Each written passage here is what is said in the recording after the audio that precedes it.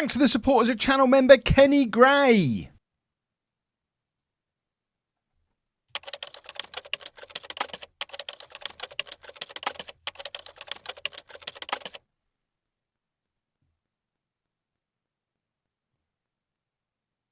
Well, it threw a little bit of a spanner in the works when it turned out the answer to that question was a solid no. However, have been able to find alternative provision. I can borrow up to £320,000 based on my starting salary here at Apollon. So I guess we need to find somewhere to live. Now, I'm sure for my next move, I'll be able to have a proper look around all the Greek property websites because I'll be fluent in Greek by then, almost certainly. But for now, we're going to Rightmove. We're assuming a rough... I should probably look at the proper exchange rate. What would that be in pounds? Okay, we're all good. Pounds to euros. So there's plenty... I mean, there's quite a few options here that we could potentially get that are nicely within our price range. Look at the amount of chairs on that one. Let's, I guess, tradition dictates we pick the most expensive one. This is a penthouse. Just inside our price range. Hammock. It comes with an actual hammock. 3-bedroom, 2-bathroom, 900 square foot, 10 minutes from the Neos Cosmos metro station. Doesn't mention how far it is from the training ground, which is a little bit of a problem. 11 miles away from the airport, though. Okay, so there's 2 airports that are both 11 miles away. I guess they're in opposite directions. It's almost as if this is a holiday destination. Let's have a look at some of the. I mean, that's a nice view. That is a nice view of that lit up stone structure from up there. Chairs everywhere. Look at all. Does it come with the chairs? Towels balanced on other towels. That's another sign of wealth that we all need to be aware of. That TV's a bit small. That needs work. But I think that's just one giant wet room. Is there a piece of glass there? Or am I going to get splashed if other people have showers while I'm on the toilet? Which probably happens occasionally. They've even got the fancy water. This one will do. We are living in Attica.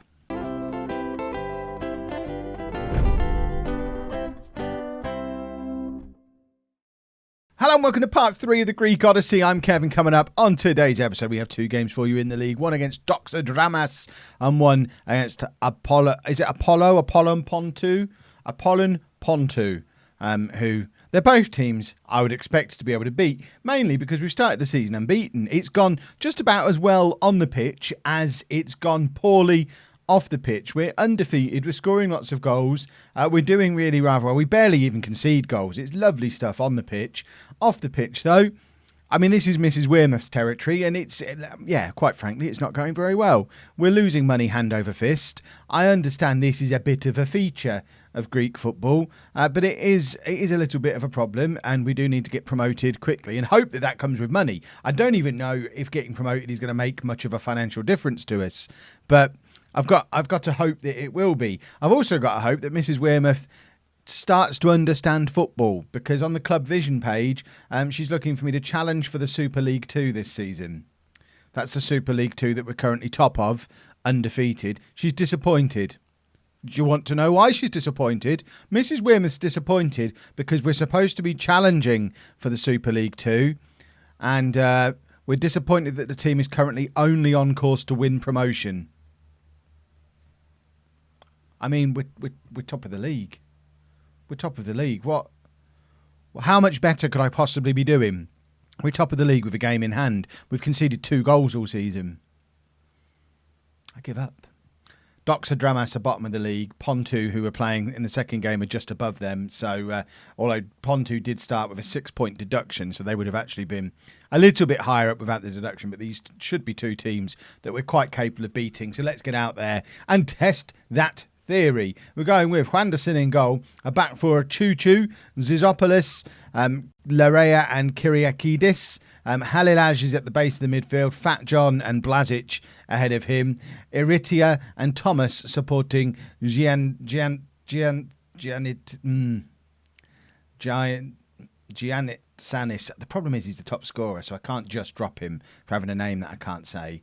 We've tried for several episodes. He's just going to become Nikos, and he's just going to have to like it, because I can't just keep saying his name wrong because it makes me look like a silly goose. Whereas now we've already got a Thomas, and that is his name. I haven't changed him to Thomas, although he could have all that on, but I didn't give that to him. So we've got Thomas, now we've got Nikos. We're all on first names. It's like one big happy family here at Apollon. Thomas can only play 75 minutes. Fat John back in the side, though, after he's not played a huge amount of games. Struggled a little bit for fitness, would you believe, with a name like Fat John. Let's get into the game and hopefully have another dominant performance where we show Mrs Wearmouth that we really are on course to win the Super League 2. That's what being top of it means. I expect nothing but a win from this game. I think I mentioned in one of the previous episodes, Doxa Dramas were the other team that I was considering managing, but they're not based in Athens. So Mrs Wearmouth didn't want to travel too far out of Athens. She's a city girl, which is why we didn't end up with this lot. But they do have the better name. Lorea just puts us 1-0 up after 6 minutes. It's a lovely in-swinging corner from Choo Choo, and lovely header. 1-0 to Apollon, and hopefully long may it continue. Let's go and score lots more goals. I'm enjoying the fact that we're obviously much better than everyone else. And certainly everyone we've played so far, we're obviously better than them. It's pretty clear that this team's just been relegated from the division above and has kept a lot of players that are too good for this league. I haven't even looked to see how they were doing in the real life Super League 2 before all this kicked off. But I can only imagine if this squad is as good as Football Manager thinks this squad is. Because remember, I've barely added to this squad. So if this squad is as good as the game thinks it is, this team should have romped this division in real life. I don't know if they did or not. I'm sure you can let me know down in the comments. The other thing that does confuse me a little bit is when I did my like practice run through of the save, just to check that I hadn't too overpowered the youth setup too far. We were 10 years in and they'd never got promoted. So I don't understand how anybody can manage this team and not get promoted. It just doesn't make any sense. There's nobody here, by the way. I've just noticed we are playing in an entirely empty stadium. There's no stand at all behind this goal. We've got a huge stand here. I mean, this is a 15,000 capacity stadium. Thomas has just made it number 6 for the season. There's a steward there. Why is he there? There are no fans in here. Where is everyone? I want to see what the attendance is. I know for one of our early games, I noticed the attendance was pitifully low. I have to... Oh, they're all in the upper tier. Of course they are. Want to be up nearer the sun. I'm too close to the pitch. I can't see properly from really close to the action. Put me really high up and far away. It's a better view from up here. There's no one round this end. It's it's actually not... It's quite accurately modelled, the stadium, to how it is in real life, because it has that kind of one big curving area and then it's tiny the other parts of it. And that's what we've got here. There's 558 people here. That is it. In a stadium that holds 15,000 people. We've got some good growth capacity in the stadium, but I mean, less than 1,000 people turning up for matches. I mean, barely 500 people turning up for matches doesn't suggest financial stability anytime soon, does it? Oh dear. Well, we'll be fine. All the tourists. We need to campaign to have our games played in the summer. So all the British tourists heading over here, we can become the British Tourist Club. Let people in with if you come in on a British passport, you get in half price. Make this part of the going on holiday to Greece experience. Come and watch Apollon play. Come and see an English manager at work. Right. We're just going to make a few changes. We're just really looking at fitness levels more than anything. Kyriakidis isn't a natural right back, so we'll rest him. He can come off. We've changed the striker. Ioannidis comes on up front, who star rating wise is our best striker, but Nikos, like I say, is a top scorer in the league. So he got possession of that position early on and hasn't given it up yet. Fat John. We're probably going to take Fat John off just because he needs a rest. He needs to sit down. Karagounis can come on and play in there. And we'll just switch it up. We've done this a few times as well because, let's face it, we're not under any defensive pressure at any point. So we don't need a full midfield. Karagounis can come on and hover around as part of the attack. And we generally do okay. And we've got a free kick here. Just about to hit the 90th minute. Ioannidis. And it goes high and wide, and we have come away with a victory against Doxa Dramas. I forget, Pontu, is that who we're playing next? Who are down there as well. Fingers crossed, we keep the unbeaten start to the season going. Oh, hello. Halejaj is tired. So you need to go. Do you need to go on a holiday? Look at the state of that beard. This lad's 18 years old. 18 years old. And he already has a beard like that. I couldn't grow a beard like that at 18. Right, you are going on holiday. You're a young lad we're trying to develop. Go and have some sun. Go for a nice beach holiday somewhere away from Greece. Couple of changes then. Fat John drops back down to the base of the midfield because Halilaj is off on his holidays. Don't know where he went. Probably went to Skegness. I imagine lots of English people like to go to Greece. I imagine the Greeks like to come to our excellent seaside towns. So Skeggy or Bognor or, I don't know, Bournemouth, Yarmouth. You've been to the seaside in the UK. If you're in the UK, if you haven't, highly recommend it. Gino comes into the midfield to replace Fat John as the box-to-box midfielder, and Balakis is now fit enough to come back in at right back, so he slots in just there. Let's get into the game and hopefully get another nice big win. And then if we win this one comfortably as well, I'm of a mind to almost go into cruise control to get us through to the end of the first half of the season. Although really, we're already close to halfway through the initial stage of the season. It then splits off in two, similar to how it does in Scotland and lots of other smaller divisions. So we'll probably get most of the way before the next episode, as it does seem we're cruising this relatively easily. We'll get mostly towards the end of this season and then concentrate on the championship element of it and try and get promoted as quickly as possible. And that's when, of course, the really hard work is going to begin, because we have no money. We're hemorrhaging money, even though we have none.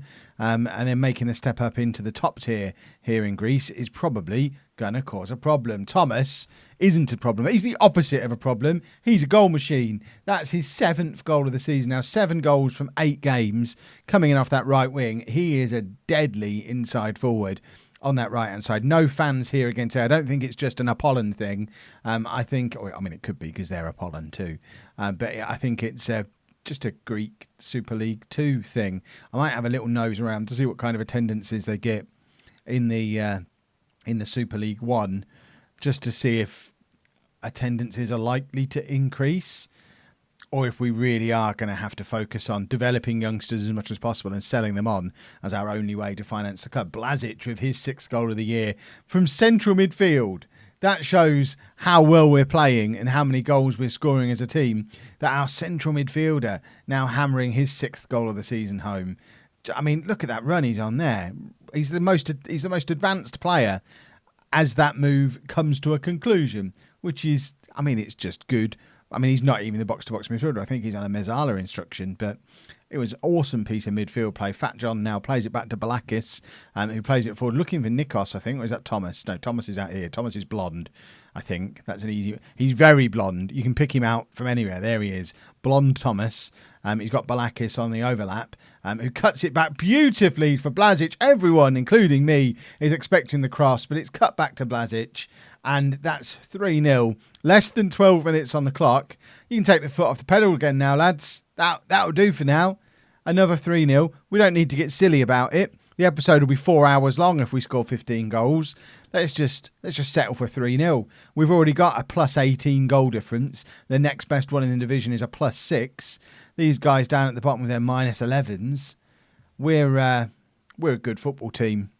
I don't know how many of you have decided to play along with Apollon in your own versions of these saves. Let me know if this is pretty typical, if they are massively overpowered compared to the rest of the league, or if I'm maybe, and it's been speculated on many times, maybe I'm just a genius. But I suspect they're overpowered. But it's only going to be an issue for this first season, because once we get into season 2, we're going to get battered on a regular basis, almost certainly. I don't like this complacency. I know I'm feeling pretty complacent at the moment because we are very much in cruise control, but that doesn't mean there's an excuse for the players to feel complacent. We might shift those guys off. So Gino, Nikos, Fat John's uninterested. I'm not having that. If there was a pie out there, he'd be interested, wouldn't he? Exactly. Let's get him off. Phytonidis can come on for him. We'll take Gino off as well. We'll just make the 3 changes, go to that, and Kyriakidis has played there before, hasn't it? Oh, he wants to be a winger. So can Thomas play in the attacking midfield? Do we switch them around a little bit? Stick him in there. That might work a little bit better. Do you want to be... that'll do. I mean, I don't think it's going to cause too much of a problem. We'll drop a little bit of praise just to spark them back up into life. That's fired them all up again. Blazic deserves a hat-trick for his performance today, so hopefully he can go and find a fourth goal for us. We've got a corner here. It's Iritia with the corner. It's bobbling around in the area. VAR, anybody? That felt like that was across the line. I don't know why I'm arguing, because we're already 3-0 up, but that did feel like a bit of a goal. I've just noticed as well, their manager's got the right idea, not wearing a jacket. I don't know what the temperature... Oh, mind you, it's 7... Hold on. Okay, it is November. But 7 degrees and drizzle? This is not what I came to Greece for. The question now is, why is he not wearing a jacket if it's drizzling? He's just got drizzle all over his white shirt. There's no logic there. At least I'm wearing a jacket, ready to head back to my beautiful new apartment with all my fans. How cold does it get in Greece in November? Surely it never gets down to 7 degrees. I need to do some thorough research of the weather. I feel like I've been misled here. Right, we will, because we're just battering everybody, we'll just charge all the way through to somewhere down here. Unless something interesting happens with transfers or cup runs or something like that, we're going to get through a bulk of this.